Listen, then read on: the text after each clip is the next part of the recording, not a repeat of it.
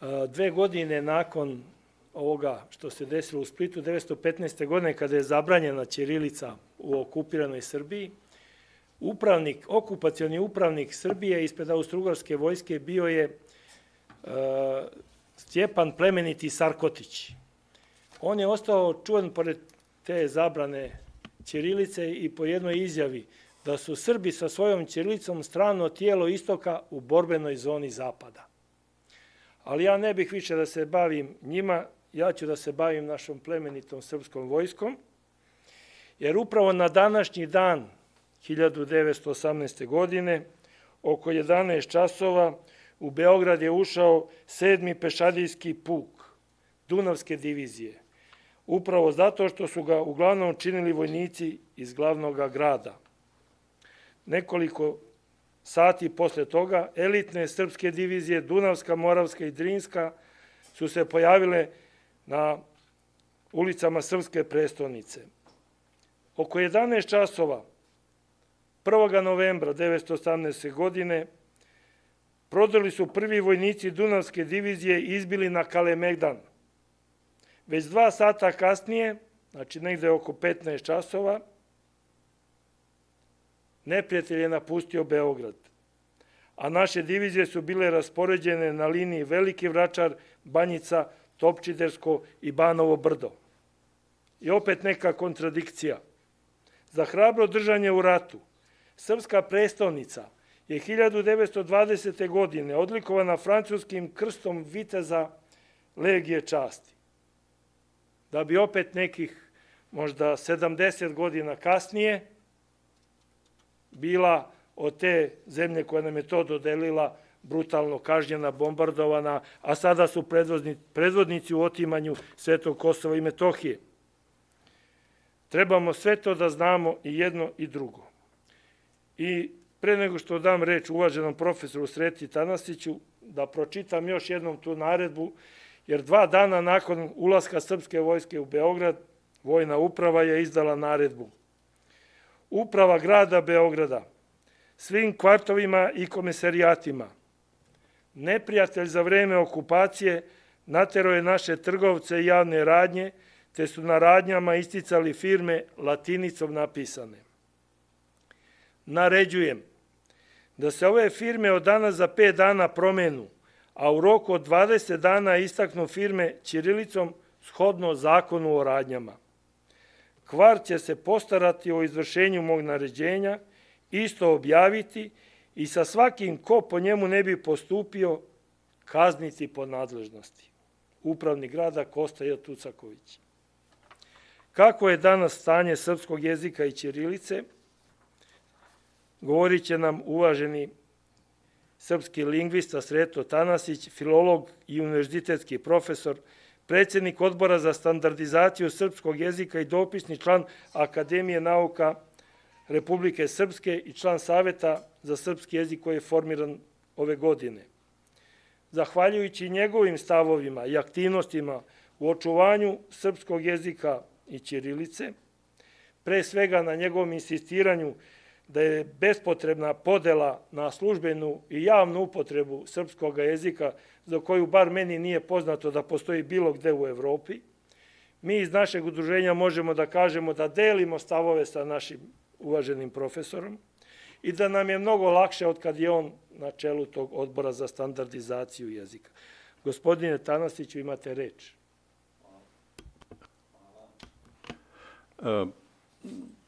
Dobro, ovo ovako kad se složi i sve što je gospodin Kojić rekao ispada lepo, ali naravno ne može general bez vojske, kamoli jedan od mnogo srpskih lingvista koji se danas zalažu za status srpskog jezika kakav treba da ima kao nacionalni jezik i za status srpskog pisma kao jedinog srpskog pisma kojim se služimo od kad imamo pisanu istoriju.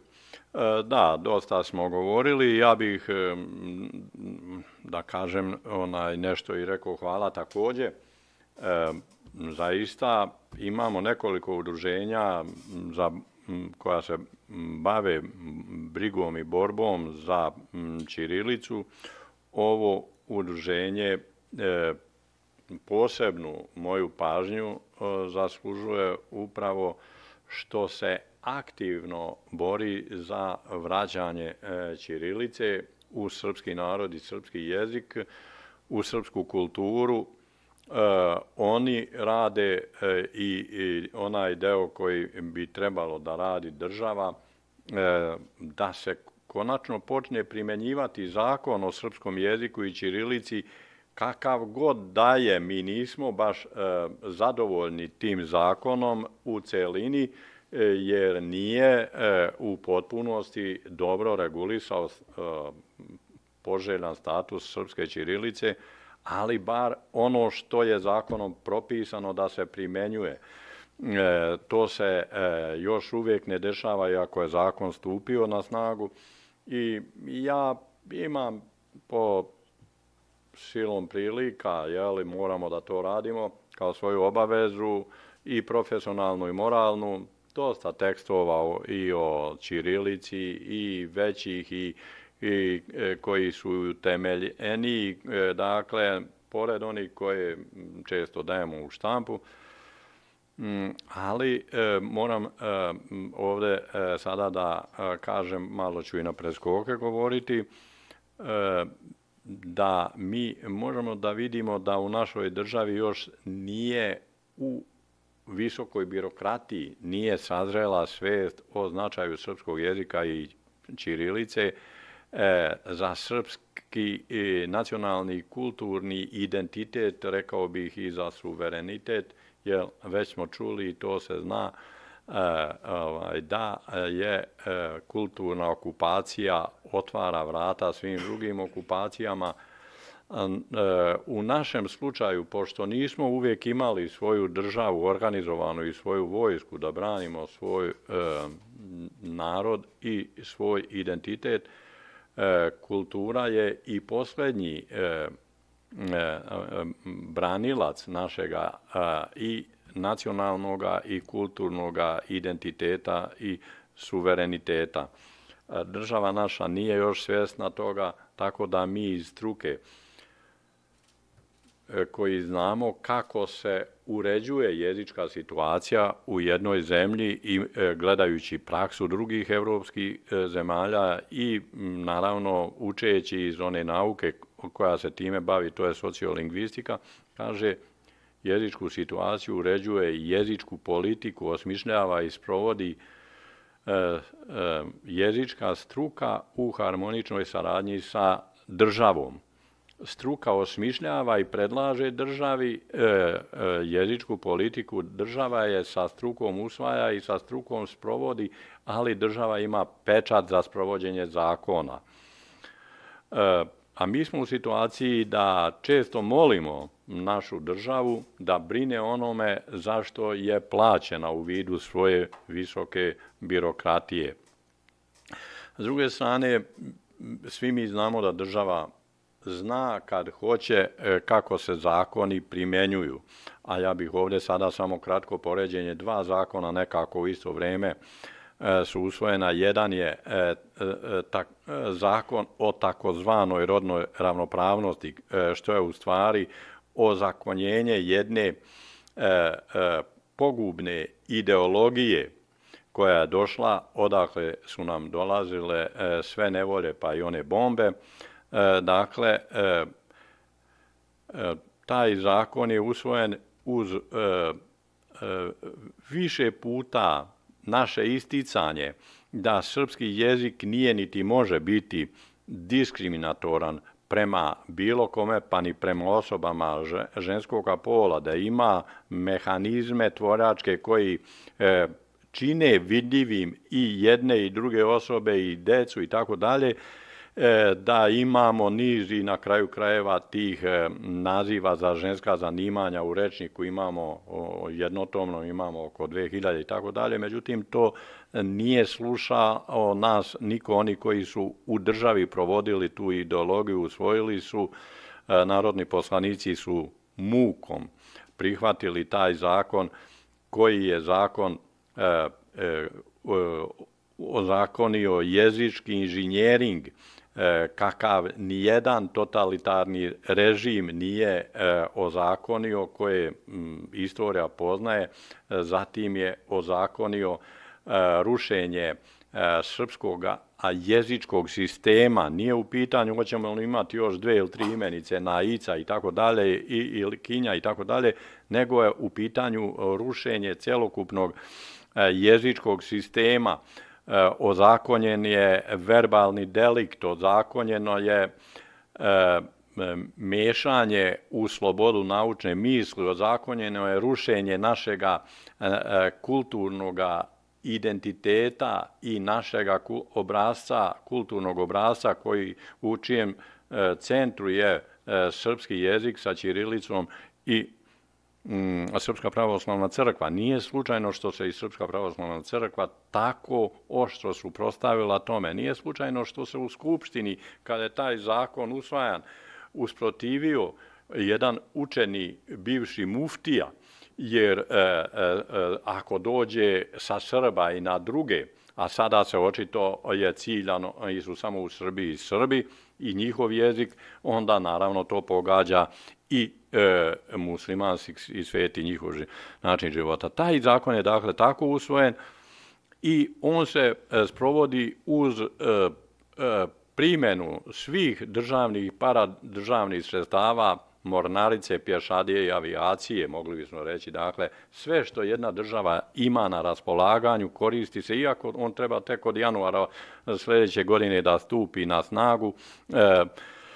S druge strane, ne možemo nikako da vidimo pomak u primjeni zakona o srpskom jeziku, bilo u uređenju statusa srpskog jezika. Ima niz problema koji pokazuju da je srpski jezik također zanemaren i zapušten. Od broja časova nastave srpskog jezika u osnovnoj i srednjoj školi, koji je duplo pa i više manji nego što je norma u drugim evropskim velikim i malim narodima. A o ćirilici da i ne govorimo nikako da osjetimo. Ja sam i to pisao, ove opise Beograda u vrijeme austro-ugarske okupacije u Prvom svjetskom ratu. Imamo i u ovoj knjižici. Luka Lazarević je pobočni potomak čuvenog Luke Lazarevića. Dao je i sliku ćirilice i stanja ćirilice. To je u Jasenu, izdavačkoj kući, objavljeno. Dakle, ja sam i više puta rekao, kad prođemo ulicama Beograda i drugim ulicama, osjećamo kao da nismo još oslobođeni i tako dalje. Sada ćirilica, rekli smo, svi znamo, ima dugi kontinuitet, na njoj su napisane naše svete knjige ćirilicom i srpskom verzijom staroslovenskog jezika, od takvih kao što je Miroslavljevo evanđelje, jedna od najvrednijih knjiga u svjetskoj riznici kulturne baštine, a nastala je krajem 12. vijeka. Ne bi takva knjiga mogla biti prva. Ima nešto i rukopisa i starijih, ili Kulinova povelja na srpskom narodnom jeziku i ćirilici isto, negdje u isto vrijeme je napisana. Dakle, mi imamo tako dugu tradiciju da sada to nemamo vremena ni da sažeto kažemo, ali isto tako i kontinuitet napada na ćirilicu i pokušaja da se ona zabrani.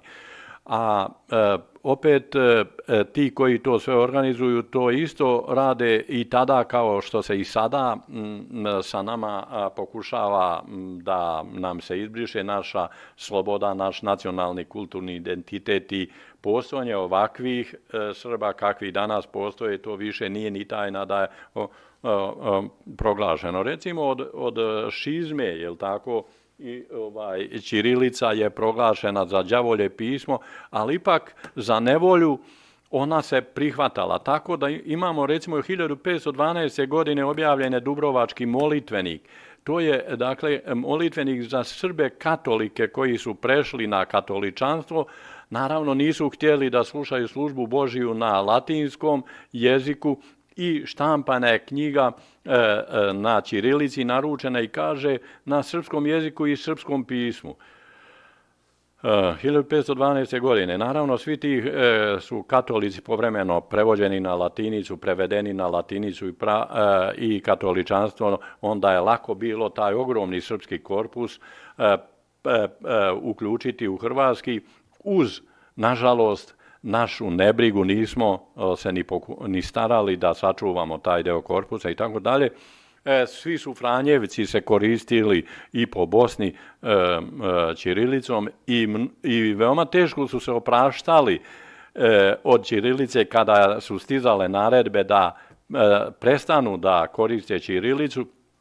Čak je bilo i visokih dostojanstvenika njihovih koji su svojim Franjevicima govorili nemojte da koristite, ne smijete da koristite drugo pismo nego ćirilicu. Naravno, ona je protjerana i tako dalje.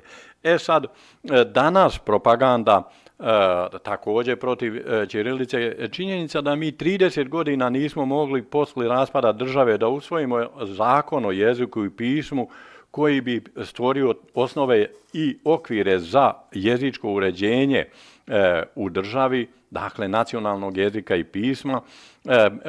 Tu je i čuvena Venecijanska komisija dala svoje negativno mišljenje posle Ustava kada je bio nacrt zakona napravljen i tako dalje. Evo 30 godina je trebalo da to imamo, kao što je profesor Janjić rekao, imamo sa strane velike pritiske, imamo i domaće radnike koji na tome rade, razni stipendisti koji rade svoj zadatak i objašnjavaju kako ćirilica prevaziđena, kako je preživjela, kako nije podobna za novo vrijeme i da se to govori za neko drugo pismo u nekoj drugoj evropskoj zemlji, ti bi ljudi bili ismejani i možda i proterani, ali kod nas može.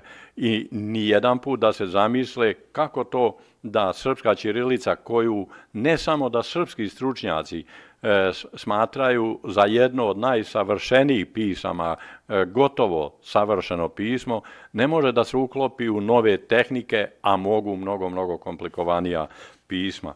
Dakle, mi smo nekako uspjeli da neke pomake napravimo uz pomoć ovakvih, kao što je i ovo udruženje, uz pomoć široke kulturne javnosti koja je na kraju posle naših mnogih javnih istupa i dobro je istupati javno jer pisati samo državi mi smo i pisali i često oni se prave da nisu nas ni vidjeli i tako dalje, ali ipak preko javnosti je značajnije. Uspjeli smo da napravimo neke pomake, eto i formiran je i Savjet za jezik koji treba da bude spona između Odbora za standardizaciju, odnosno struke i države.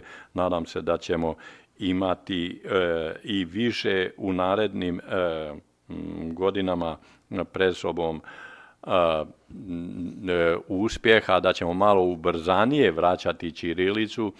Bilo je nekih sada na sajmu, to su ipak, ja bih rekao, malo improvizovane neke istraživanja, da ima izdavača koji već i u književnosti i druga djela izdaju više na ćirilici nego što je to bilo prije 10 godina.